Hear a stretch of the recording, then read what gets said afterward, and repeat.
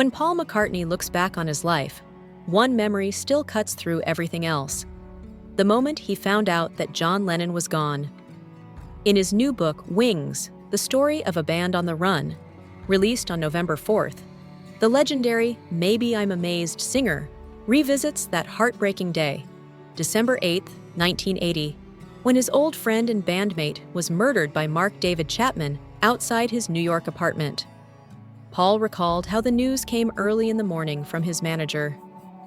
"It was just too crazy," he wrote, struggling to make sense of the words he was hearing. The shock, he said, felt eerily similar to the day President John F. Kennedy was assassinated in 1963, a world-shattering event that left everything feeling distant and unreal. "You couldn't take it in," Paul admitted. "I still haven't taken it in.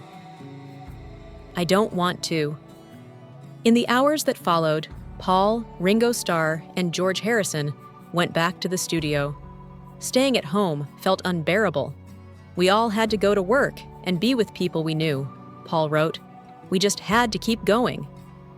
Immersing himself in music became his only way of processing the grief, or perhaps avoiding it. Decades later, Paul still carries gratitude for one crucial thing. He and John had made peace before tragedy struck. The tension that followed the Beatles' 1970 breakup had slowly given way to reconciliation. They didn't get the chance to truly sit down and clear everything up, but their final phone call had been kind, calm, and free of bitterness, something Paul now considers one of the great blessings of his life.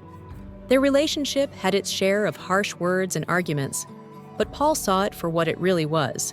Not enemies clashing, but brothers fighting.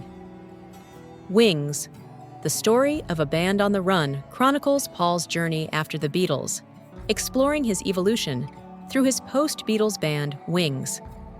The book draws from more than 40 hours of new and archival interviews, featuring Paul, his late wife Linda, and bandmates Denny Sewell, Henry McCullough, Jimmy McCulloch, Joe English, Steve Hawley, Jeff Britton, and Lawrence Juber. It also includes perspectives from those who knew both Paul and John closely: producer George Martin, Sean Ono Lennon, Stella and Mary McCartney, Chrissie Hynde, and many others, painting an intimate portrait of the man who kept running, even after losing one of the closest friends he ever had.